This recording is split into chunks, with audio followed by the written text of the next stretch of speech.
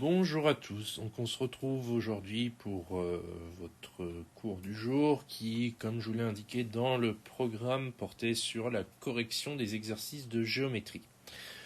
Alors c'est une vidéo qui est préenregistrée, donc si vous avez des questions, vous n'hésitez pas à les poser, mais comme c'est préenregistré, la vidéo continuera à défiler.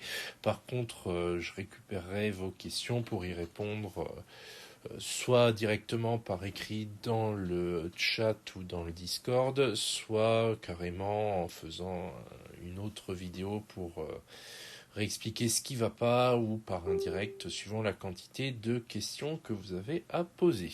Donc surtout, vous n'hésitez pas.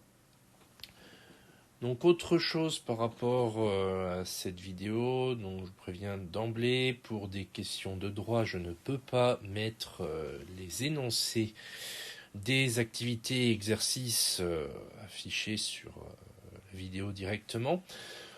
Donc je résumerai rapidement à l'oral ce qui était demandé sans les lire intégralement. Mais de toute façon, vous avez les polycopiés, les documents, tout ce qu'il vous faut. Si vous les avez perdus, vous les retrouvez sur mon bureau numérique ou vous pouvez me les redemander par message, par mail ou par le Discord si jamais vous les avez perdus. Mais j'ose espérer que vous les avez puisque les exercices étaient à finir pour aujourd'hui. Donc voilà, maintenant que c'est dit, on va commencer. Donc l'activité 1 et l'activité 2 qui étaient sur les pages 1 et 2 du dossier d'exercice de géométrie. Donc on va commencer par la première activité. Alors, dans cette première activité, donc le principe c'est d'étudier le mouvement d'un robot comme dans une course de robots. Donc vous avez sur le polycopier un petit schéma, le robot il part de A, il va à B, puis à C, puis à D. Voilà. On nous donne comme information au niveau du parcours que le parcours s'inscrit donc dans un rectangle ABCD tel que AB égale 4 mètres et BC égale 8 mètres. Donc, je vais vous refaire le schéma pour que vous ayez une petite idée de ce que c'est. Donc en fait, on part de A, on va jusqu'à B, ensuite C, on revient à A, et ensuite on va à D. Donc voilà, donc le schéma là, vous le retrouvez sur le poly, bien entendu, pour mes élèves. Donc première question, on demande quelle est la distance parcourue par les robots lorsqu'ils vont de A à B, puis jusque C. Donc AB vaut 4 mètres, BC vaut 8 mètres, donc du coup, si on va de A à B, on parcourt 4 mètres, et si on va ensuite à C, on parcourt 4 mètres plus 8 mètres. Donc 4 plus 8 est égal à 12 mètres. Voilà une première question d'appropriation qui est très simple. Donc ensuite, on dit pour calculer AC, on peut utiliser le théorème de Pythagore. Donc quelle condition est nécessaire pour utiliser ce théorème? Donc la condition pour utiliser le théorème de Pythagore, c'est que le triangle ABC soit rectangle.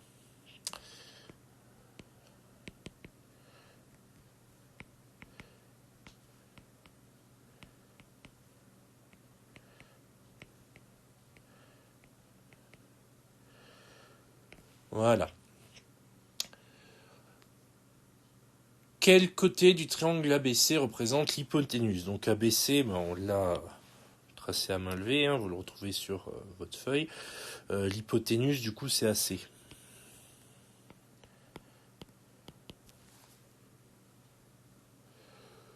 Donc voilà pour la deuxième question. Je vous rappelle au passage que la correction doit être reprise dans votre cahier. Donc vous n'avez pas le temps de la reprendre en même temps que le visionnage de la vidéo, c'est pas grave. Si vous regardez la vidéo en direct, attendez qu'elle soit passée. Au moment du replay, vous pourrez mettre sur pause.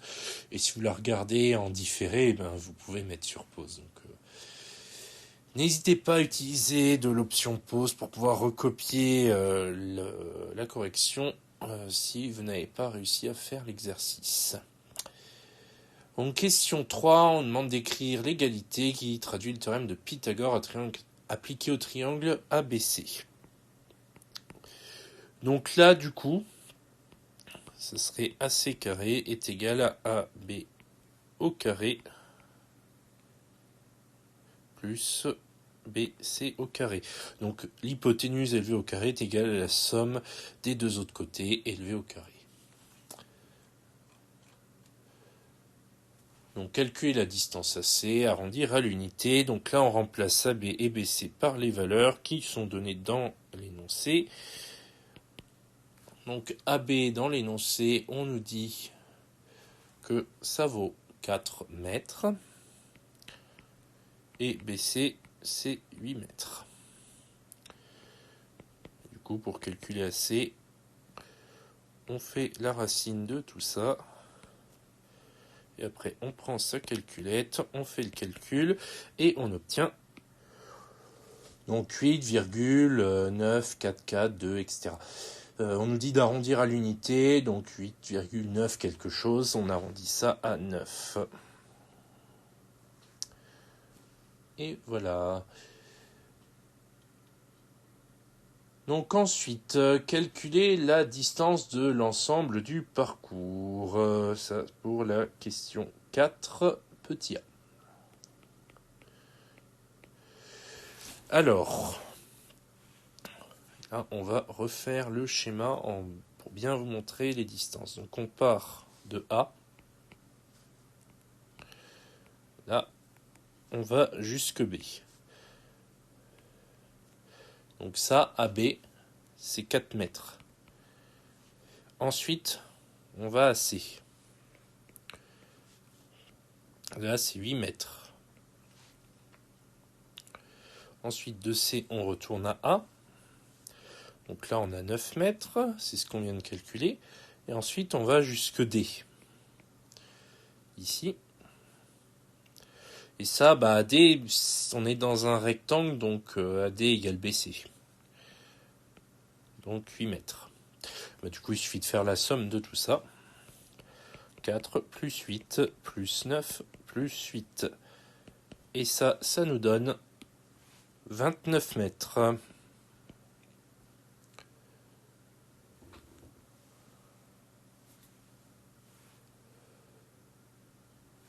Donc on nous demande pour conclure, le tracé de la première course sera-t-il accepté ?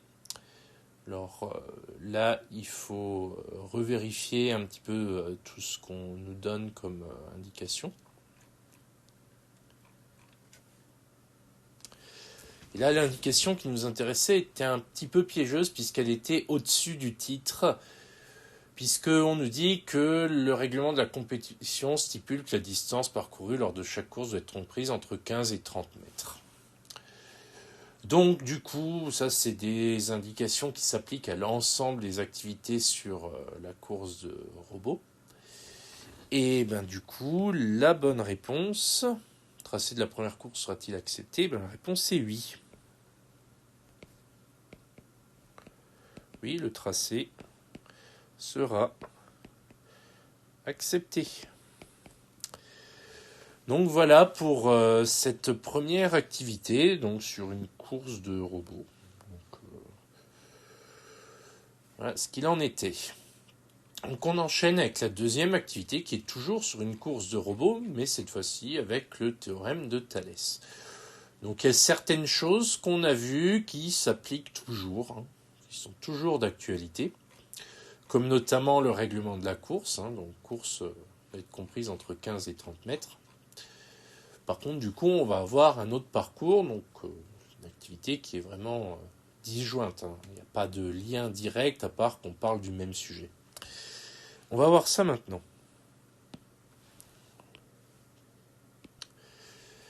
Bien, donc cette fois-ci, on a une course qui a une forme légèrement différente, puisque on va toujours partir d'un point A.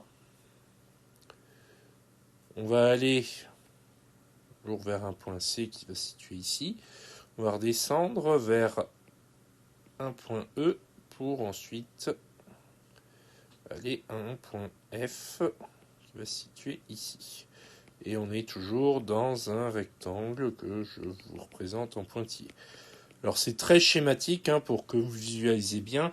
Si vous n'avez pas l'énoncé sous la main, si vous avez l'énoncé, prenez le schéma de l'énoncé, il est beaucoup plus clair. Donc on nous dit que AC et EF sont parallèles. Ok, donc ça c'est une bonne chose. Pour le théorème de Thalès, ce sera plutôt pratique. Et on nous demande en première question combien mesure la distance DE, sachant que dans l'énoncé, on dit que AB vaut 4 mètres, BC vaut 8 mètres, AC vaut 9 mètres et CE vaut 1 mètre. Alors, si on a AB qui se situe ici, qui vaut 4 mètres, on a donc CD ici qui vaut aussi 4 mètres.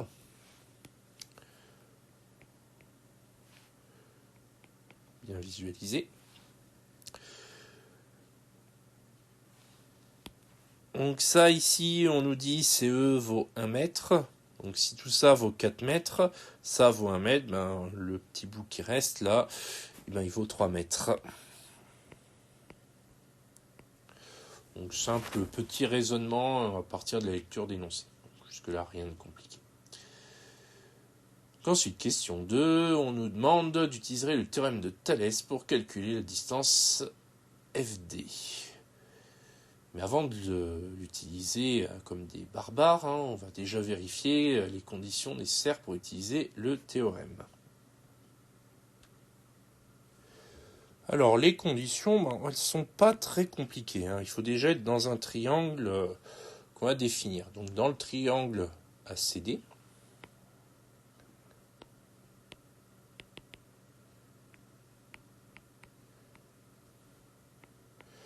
c'est la question de A, les conditions nécessaires pour utiliser le théorème. Donc, dans le triangle ACD, il nous faut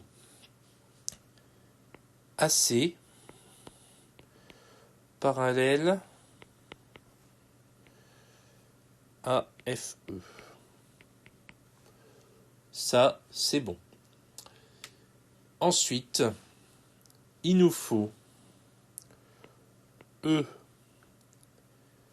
qui doit appartenir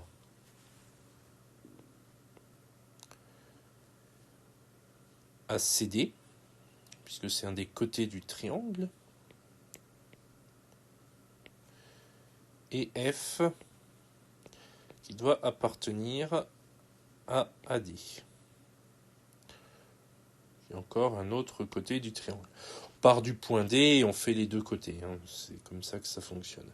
Alors au passage, petite précision, le symbole ici, là, je suis en train de montrer, ça veut dire appartient. Donc en maths, au lieu de marquer appartient en toutes lettres, vous pouvez mettre ce symbole. C'est comme le signe euro, mais avec une seule barre. Donc, pas très compliqué. Faut le savoir, c'est le signe appartient. Fait partie des symboles que vous verrez de plus en plus apparaître dans vos exercices, puisque vous serez amené tout au long du cursus Bac Pro à utiliser des symboles mathématiques pour simplifier les écritures. C'est un outil de flemmard, donc profitez-en. C'est rare quand il y a des outils de flemmard dans les cours. Là, vous en avez un. Utilisez-le à fond. Bref. Donc, si on a ces conditions, ce qui est le cas ici, ça tombe bien, on peut écrire l'égalité des rapports qui traduisent le théorème de Thalès dans le triangle ACD. Et ça tombe bien aussi, puisque c'est ce qu'on nous demande en question 2B. On rappelle, le théorème de Thalès, c'est une égalité de rapport. Donc, soit les petits côtés sur les grands, soit les grands sur les petits. Bon, là, je vais prendre les petits sur les grands. Pourquoi ? Parce que j'en ai envie. Vous pouvez prendre les grands sur les petits. Si ça vous chante, ça ne change absolument rien. Simplement, le faire tout le temps dans le même sens. Donc, ça nous donnera du DF. Donc, je prends DF ici. Ça sera donc sur DA, le grand. Petit, là, et le grand, là. Donc DF sur DA est égal à DE sur DC, même principe, petit sur le grand, est égal, pour le dernier, c'est au niveau des autres, là, sur chaque côté, donc les grands, donc petit sur grand. Donc ça nous donnera du FE sur AC. Donc voilà l'égalité des rapports qui traduisent le théorème de Thalès appliqué au triangle ACD. Donc encore une fois, hein, si vous avez fait l'inverse, vous avez pu prendre DA sur DF est égal à DC sur DE est égal à AC sur FE. Ça marche aussi. Il faut juste bien vérifier qu'on a petit sur grand ou grand sur petit à chaque fois. Donc voilà, maintenant on peut se lancer dans la question 3. On va se lancer justement dans le calcul puisqu'on nous demande de calculer la distance FD. On va dire à quelle distance de la borne A faut-il placer la borne F. Alors ce que je vais faire, c'est que je vais réécrire le rapport de l'égalité de Thalès qu'on vient d'établir, donc ça, en remplaçant chaque valeur qu'on connaît. Pas laisser des lettres, comme ça nous permettra d'y voir plus clair déjà. Donc, est-ce que l'on connaît DF? A priori, non. Et ça tombe bien vu qu'on demande de le calculer. Donc DF, je le laisse. Est-ce qu'on connaît DA? On ne nous le donne pas directement DA, mais on nous donne BC. Et comme on est dans un rectangle, on a DA égale BC, puisque c'est deux côtés opposés du rectangle. Donc du coup, DA, il vaut 8 mètres. Ensuite, DE, est-ce qu'on nous le donne? Non, mais si on se rappelle, on l'a trouvé en question 1. Donc DE, il vaut 3. DC, est-ce qu'on nous le donne? Là, c'est pareil, on ne nous le donne pas directement, mais on a déjà fait le raisonnement en question 1, c'est la même chose que AB, donc vaut 4. Ensuite, FE, est-ce qu'on nous le donne? Non. Et AC, est-ce qu'on nous le donne? Oui, vaut 9 mètres. Donc on a déjà ça. Donc maintenant, on nous demande de calculer FD, donc on va se prendre juste le morceau là, et on va faire un produit en croix.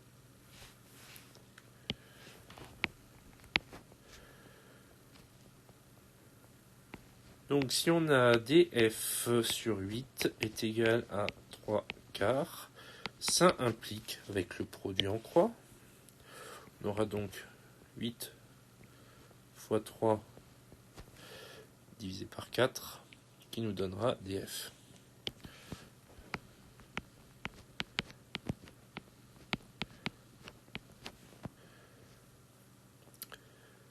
Et ça, soit on fait les bourrins, on prend la calculette et puis on calcule, soit on réfléchit un petit peu pour essayer de simplifier ça tant bien que mal, et dans tous les cas, on arrivera à trouver la valeur de 6. Donc en déduire à quelle distance de la borne A il faut placer la borne F, vu que AD vaut 8, que DF vaut 6, en passage, DF et FD c'est pareil. Donc la différence, la distance entre A et F, c'est 2.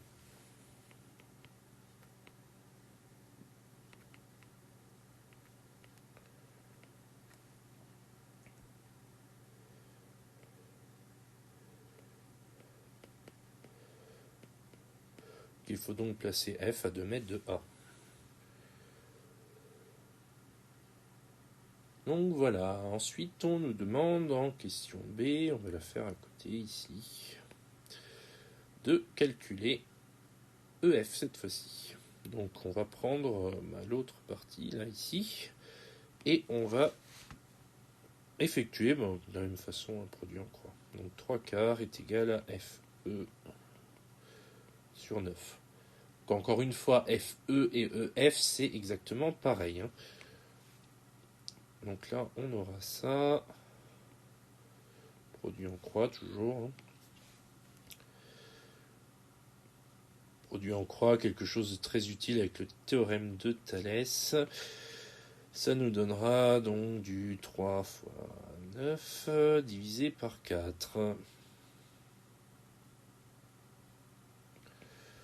Ça va être pareil, on prend ce calculette, on fait le calcul et on trouve 6,75. On nous demande la valeur exacte, donc on la met telle qu'elle. Ensuite, on nous demande en question 4 de calculer l'ensemble du parcours, distance de l'ensemble du parcours. Donc, si on reprend notre parcours, donc on a AC, on commence par AC, donc on visualise, donc AC, on nous dit dans l'énoncé que ça vaut 9 mètres, donc on aura 9 plus, ensuite on fait CE. Donc CE, ça a été marqué dans l'énoncé, ça vaut 1 mètre. Ensuite, on fait EF. Et EF, on vient de le calculer, c'est 6,75. Et notre parcours, c'est juste ça. Donc ça va nous donner 16,75 mètres. Le tracé de la seconde course sera-t-il accepté? Bien, là, la réponse, c'est à la même condition que tout à l'heure. Il faut que le parcours fasse entre 15 et 30 mètres. Il fait 16,75 mètres, donc le tracé de la seconde course sera accepté.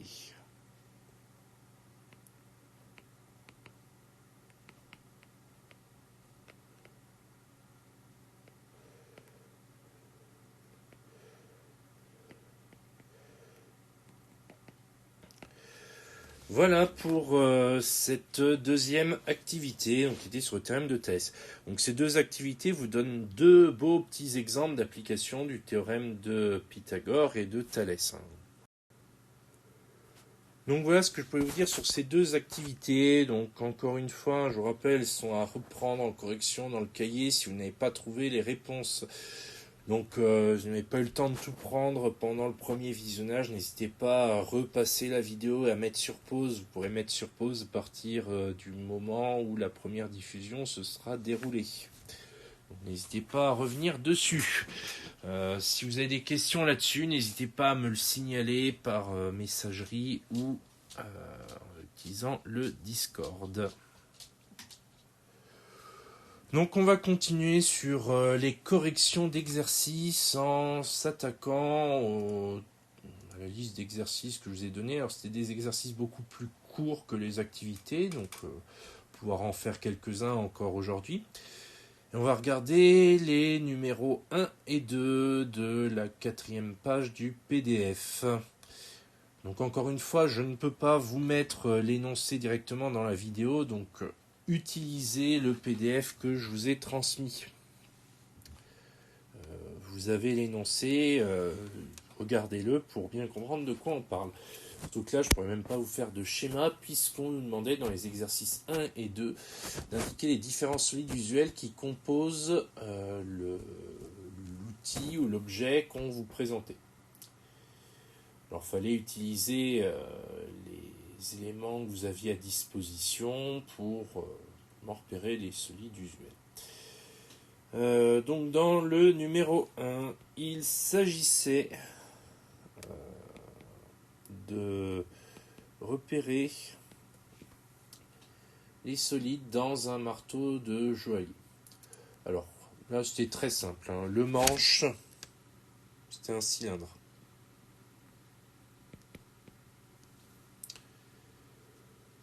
Ensuite, au-dessus du manche, on avait un parallélépipède rectangle qu'on appelle aussi un pavé droit.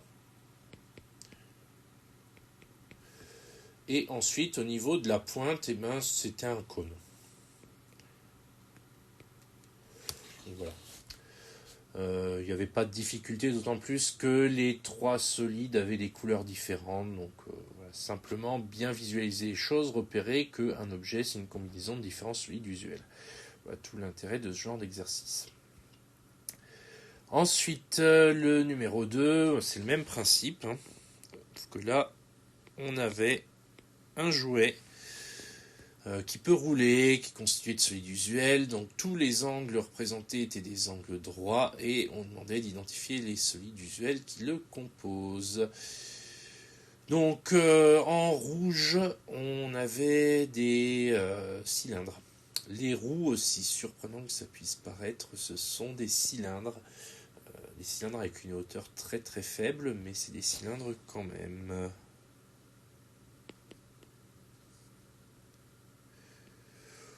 Donc là, on peut même préciser qu'il y en a 4. Ensuite, on a 2 éléments qui sont clairement des pavés droits. Donc c'est toute la base, là où sont collés les roues. Donc là, on a clairement un pavé droit. Donc c'est BA, HD, FE et puis 2 lettres qui sont cachées qu'on ne voit pas. Donc il y a forcément au moins un pavé droit. On verra qu'il n'y en a pas qu'un seul, puisque juste au-dessus, à l'avant, on a un pavé droit qui est assez allongé. Donc là, ça nous en fait un deuxième. Et puis l'arrière, a priori, on semblerait que ce soit aussi un pavé droit, puisqu'on n'a pas l'impression que les côtés sont égaux. Donc moi, je partirais sur pavé droit x3. Là, on n'a pas d'indication pour dire si la partie arrière du véhicule est plus cubique ou pavé droit. Donc, prenez pas de risque, mettez pavé droit. Dans ces cas-là, si on ne donne pas d'indication, on vous en voudra pas.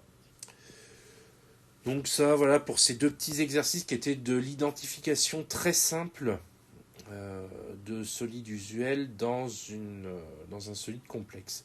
Et ça, en géométrie, et surtout dans votre domaine, le bâtiment, c'est quelque chose que vous allez être amené à faire très souvent. Parce que c'est même l'étape indispensable à faire dès le début pour pouvoir avancer et pouvoir faire quelque chose. Puisque autant on sait étudier les solides usuels, autant on ne sait pas étudier une combinaison de solides usuels si on ne fait pas de décomposition en solides usuels. Donc voilà quelque chose de très important, mais de très simple. Donc ensuite, il y avait le numéro 4 de la même page, où là on demandait de calculer dans le triangle ci-dessus la mesure du segment IJ. Alors, donc exercice 4. Donc, je vous fais à main levée pour que vous visualisiez le triangle que l'on étudiait. Encore une fois, pour avoir une belle figure, regardez votre document. Donc là, on savait que ça valait 33. Là, ici, on savait que ça valait 44. Et ça, on ne sait pas. Et ce qu'on ne sait pas, c'est ce qu'on va chercher.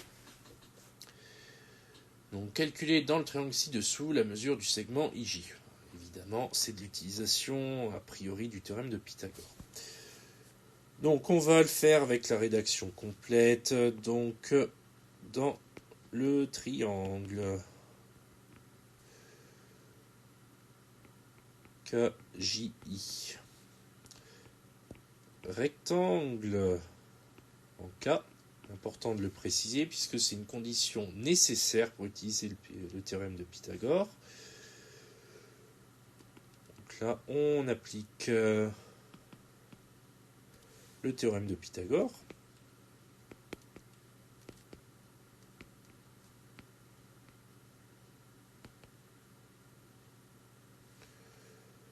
Et là on écrit l'égalité que nous donne le théorème de Pythagore. Donc dans le cas présent, ce sera IJ au carré est égal à KI au carré plus KJ au carré.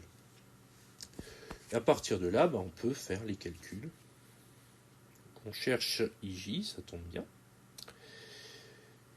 Donc IJ au carré, ce sera égal à KI. Donc KI vaut 33, donc KI au carré, 33 au carré, plus KJ qui vaut 44 au carré, donc 44 au carré. Donc si on cherche juste IJ, on fera la racine de tout ceci. Donc racine de 33 au carré plus 44 au carré. Et là, on prend sa calculette, on fait le calcul et on va obtenir la valeur de 55. Donc là, on n'avait pas d'unité au début sur le triangle, donc on ne met pas d'unité. Même si on se doute que c'est des distances, on ne peut pas savoir si des centimètres, des millimètres, des mètres ou des pouces ou une autre unité de longueur qui aurait été inventée. Donc pas d'unité dans l'énoncé, on n'en met pas dans le résultat. Donc voilà pour cet exercice. C'est une application directe et très simple du théorème de Pythagore. On continue avec l'exercice 5 de la page 5.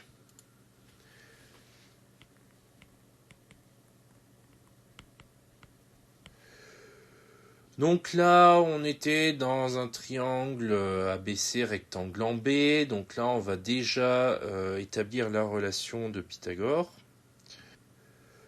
Donc s'il est rectangle en B, ça veut dire que l'hypoténuse c'est AC. Donc du coup, qu'on aura du AC carré est égal à AB au carré plus BC au carré. Donc là, on va partir de là-dessus puisqu'on nous demande dans les 3 cas suivants de calculer le côté inconnu. Donc pour la première question, on a AB qui vaut 12, AC qui vaut 13 et BC on ne sait pas. Puis dans la deuxième, on aura AB à 42, BC qui vaut 45,5 et BC qui est inconnu. Et dans la C, on aura BC égale 20, AC égale 40 et AB égale inconnu. Donc on va se lancer là-dedans. Alors le premier, on va le faire ensemble. Donc on cherche BC, donc la première chose à faire, ça va être d'isoler BC. Donc BC, il est ici. Donc si on prend le AB et qu'on le passe de l'autre côté du égal, ça nous donnera du AC carré moins AB carré est égal à BC carré.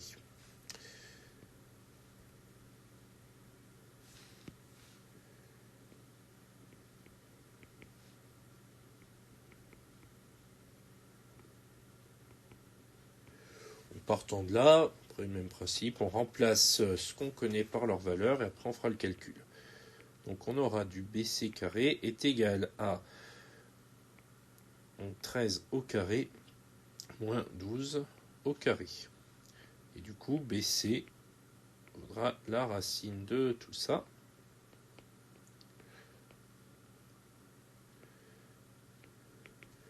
Ce qui nous donnera BC égale 5.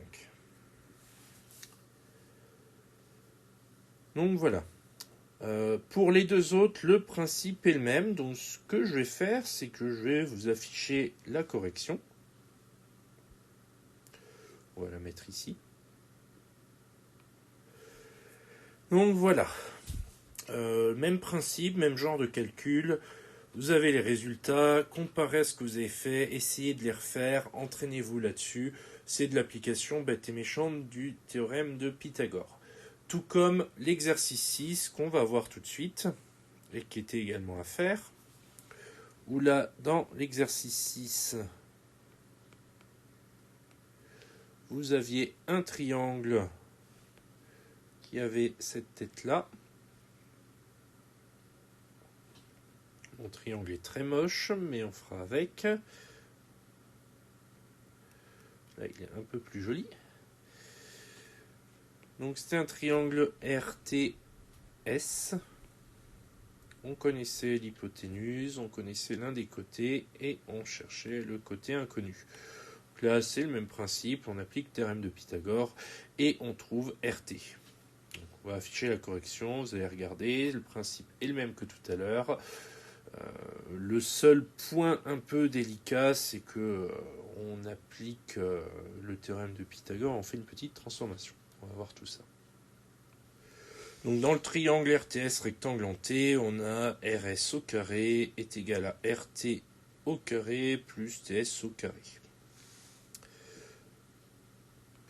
On n'oublie pas de préciser dans la correction que c'est d'après le théorème de Pythagore. Dans la correction, c'est même de façon générale, toujours bien marqué d'où ça vient. Donc préciser qu'on a bien le rectangle RTS, rectangle en T, d'après le théorème de Pythagore, et la relation. Donc là, c'est bien beau tout ça, mais ce qu'on veut, c'est RT. Donc comme on veut RT, là, RT, c'est ce qu'on cherche. Mais il va falloir l'isoler. Donc, pour l'isoler, le TS carré, on le fait passer de l'autre côté du signe égal, on utilise les règles des équations, plus TS carré, de l'autre côté du signe égal, ça donnera moins TS carré, donc on aura ceci, c'est RT au carré est égal à RS au carré moins RTS au carré. Après, il suffit de calculer RT en remplaçant RS et TS par leur valeur.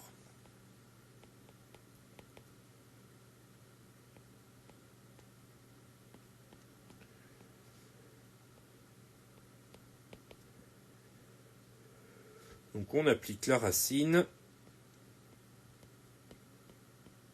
On prend sa calculette, on fait le calcul et on trouve RT qui vaut 36.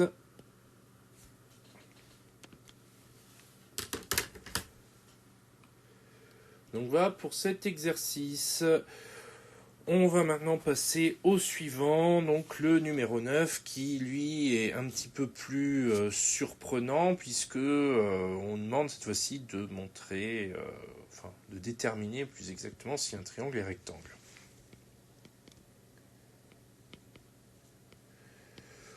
Donc le triangle, il a cette tête-là.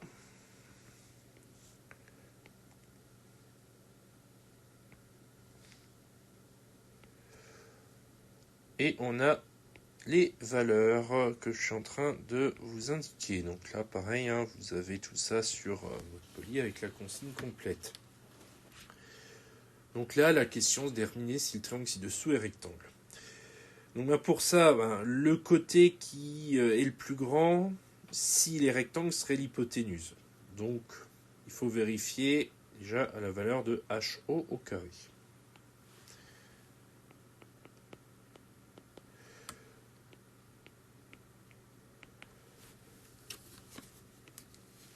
Donc 850 au carré à la calculatrice, ça nous donne cette magnifique valeur. Donc 722 500. Et ensuite, on calcule et sur des lignes séparées, j'insiste bien là-dessus, c'est important, on va calculer HR au carré plus RO au carré.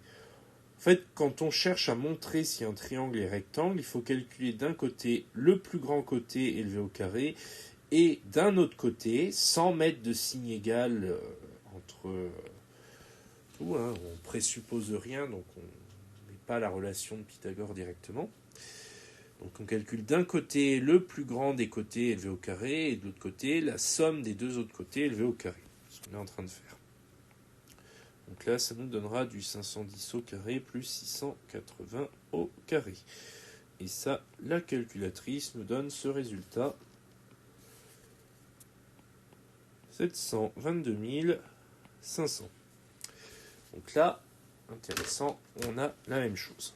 Donc, on marque, on constate que HO au carré est égal à HR au carré plus RO au carré. Là, on a fait les calculs, on a vérifié qu'on a bien une égalité. Donc, on va pouvoir utiliser la réciproque du théorème de Pythagore. Donc ça, on le marque aussi.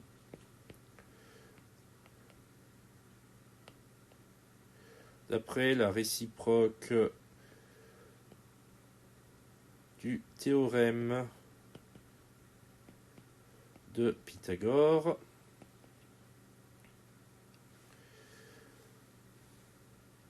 là on conclut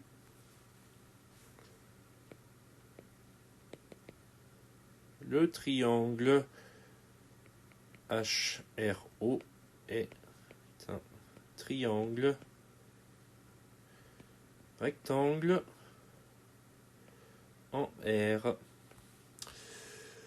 Donc voilà comment on traite un exercice où on nous demande de déterminer si un triangle est rectangle. On a la même chose à faire avec le numéro 10. Et bien, c'est ce qu'on va faire tout de suite.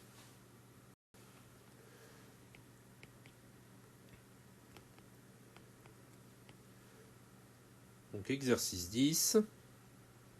Donc voilà à quoi ressemble le triangle. On va appliquer la même chose. Donc on va faire apparaître la correction. Donc en appliquant la méthode comme dans l'exercice précédent, on trouvera xy au carré, donc le plus grand des côtés, mais tout seul, il nous donnera 280 au carré, ce qui nous donnera 78 400. La somme des deux autres côtés, c'est-à-dire ZX et ZY, donc élevé au carré, on a 200 au carré plus 200 au carré, ça nous donne 80 000. Et ben là, du coup, on a x, y au carré qui est différent de zx carré plus zy carré. Donc la conclusion, c'est le triangle n'est pas rectangle.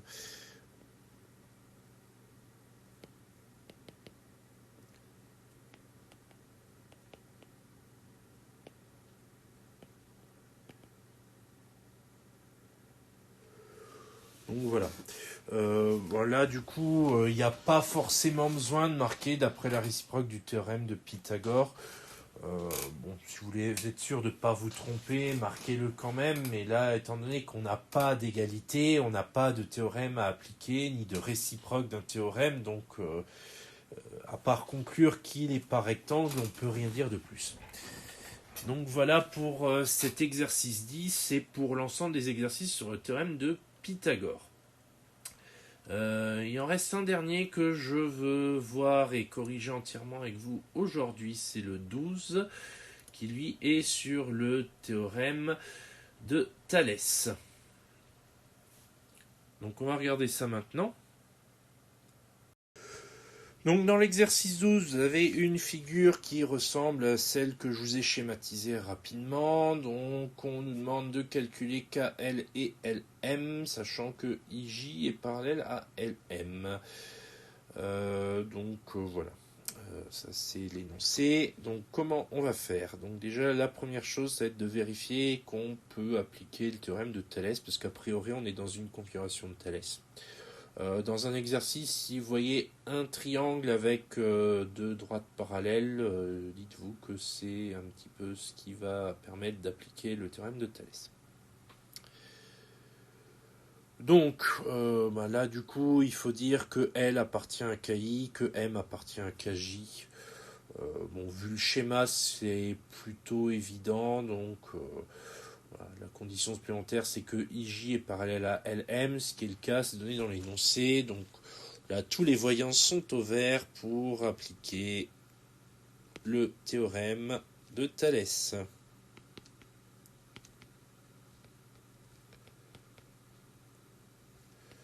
Donc d'après le théorème de Thalès, on a donc l'égalité des rapports. Donc comme je vous l'ai dit précédemment dans la vidéo aujourd'hui, toujours les petits divisés par les grands ou les grands divisés par les petits.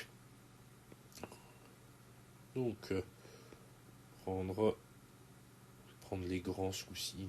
Tout à l'heure, on a pris les petits en premier, donc là, on va prendre les grands. Donc, ça nous donnera du KI sur KL est égal à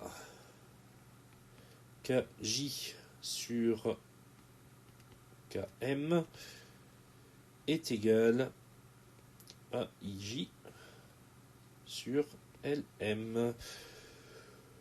Donc voilà, l'application de théorème de Thalès. On va remplacer tout ce qu'on connaît par les valeurs, ça permettra d'y voir plus clair. Donc KI, on sait que ça vaut 45. KL, on le cherche, donc on le laisse tel quel. Ensuite, KJ, on l'a, il vaut 55. KM, on l'a aussi, il vaut 20. Ensuite, IJ, on le connaît, il vaut 11. Et LM, on ne le connaît pas, on le cherche, donc on le laisse comme ça. Donc, partant de là, pour calculer KL, on va prendre uniquement 45 sur KL est égal à 55 sur 20. Là, on applique le produit en croix qui nous donnera du 45 fois 20 divisé par 55. Et ça nous donnera KL. Donc du coup, on va en déduire que KL vaudra 16,36.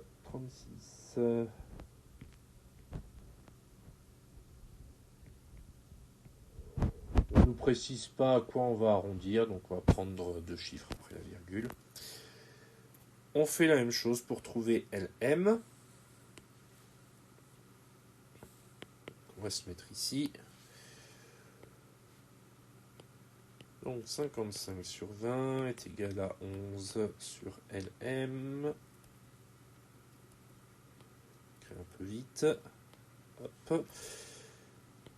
Ça implique que LM, en utilisant le produit en croix toujours, votre grand ami avec le théorème de Thalès, le produit en croix, donc 20 fois 11 divisé par 55, et ça va nous donner 4. Donc là ça tombe juste, donc pas de question à se poser. Donc voilà pour cet exercice 12 sur le théorème de Thalès.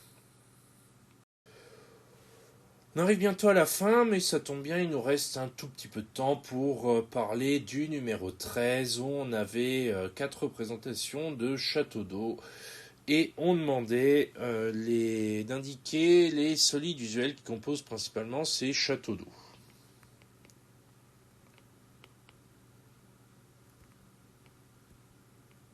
Donc exercice 13. Donc du coup, pour le 1... Donc il y a déjà clairement une sphère. Alors ça va pas être un problème, c'était plus problème parce qu'il est très axé bâtiment, mais bon, ça reste un exercice comme les autres en termes de durée. Donc le premier château d'eau, on avait un truc sphérique, donc c'est une sphère, et puis des espèces de poteaux a priori. Donc on pourrait penser qu'il y a des cylindres. Principale difficulté là-dessus, c'était bien essayer de comprendre ce qu'il y avait. Pour le deuxième, on avait quelque chose qui avait l'air d'être rond sur le dessus, avec un toit sous forme de cône. Donc un cône plus un cylindre. Les poteaux seraient a priori des cylindres également, donc voilà ce qu'on aurait. Pour le 3, donc là on a clairement une base qui est cylindrique.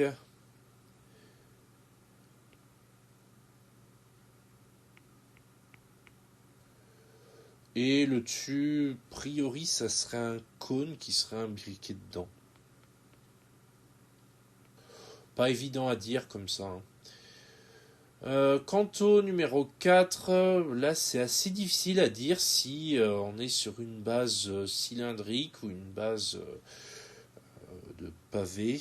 On pourrait penser, a priori, vu sa forme, vu les couleurs, serait plutôt cylindrique. On va partir sur ce principe, donc un cylindre. Ensuite, un cône qui rentrerait dans le cylindre.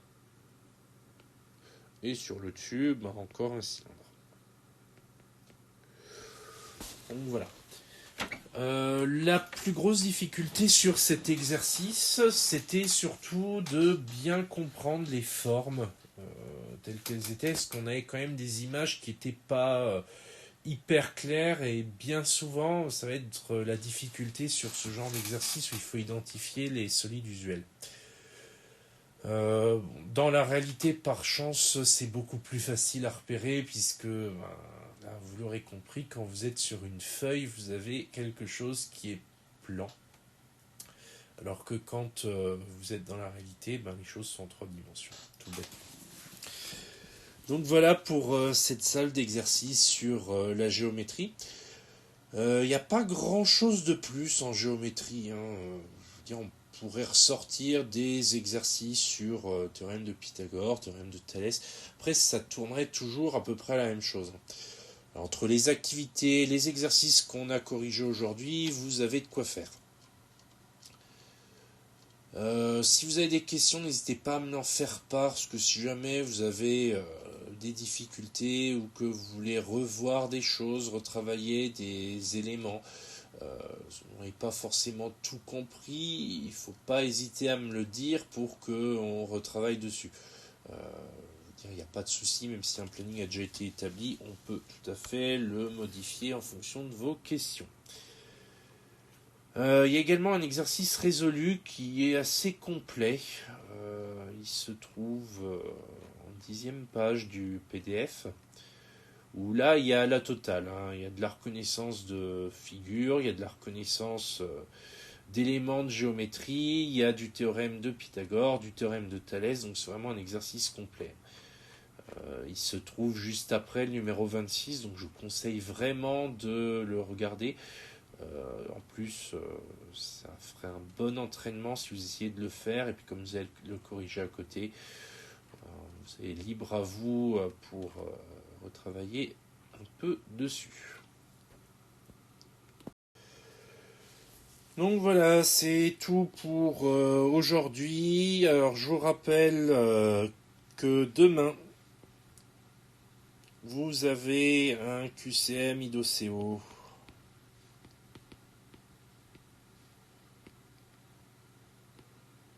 Donc demain, on sera donc le mardi 24. Donc le QCM IDOCO est obligatoire. Le code PIN sera donné mardi matin. Donc vous aurez le code PIN qui sera donné sur la messagerie MT. Je le redonnerai lors du direct qui aura demain à 10h. Donc à ne pas oublier non plus.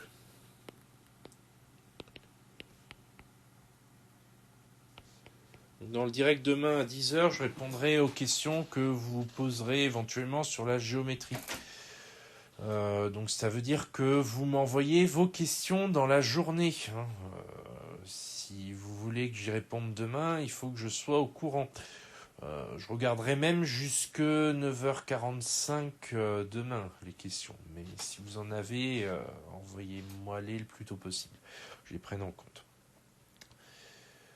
Donc voilà, donc demain 10h le direct. Avant, vous avez le QCM. Si vous n'avez pas trouvé le code avant, c'est pas grave puisque le QCM IDOCO sera disponible pendant 48 heures. Je vous rappelle que sur ce QCM, si vous lancez dessus, les identifiants à la fin, c'est les mêmes que ceux que vous utilisez habituellement. Si par contre vous les avez perdus, paumés, que vous en souvenez plus ou je ne sais quoi, il faut que vous m'envoyiez un message avant de faire le QCM, parce que sinon vous serez un peu embêté.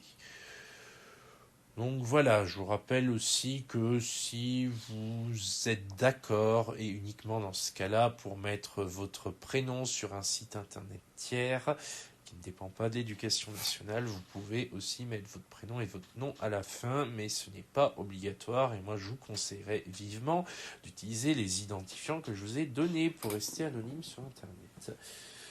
Donc voilà, donc à ne pas oublier, donc au plus tard demain, vous avez le code PIN, soit sur Discord, soit sur la messagerie Mon Bureau Numérique, suivant votre préférence. Et je le redonne à 10h sur la chaîne YouTube. Donc voilà pour aujourd'hui. Donc n'hésitez pas à retravailler tout ce qu'on a vu aujourd'hui, surtout d'ici au devoir.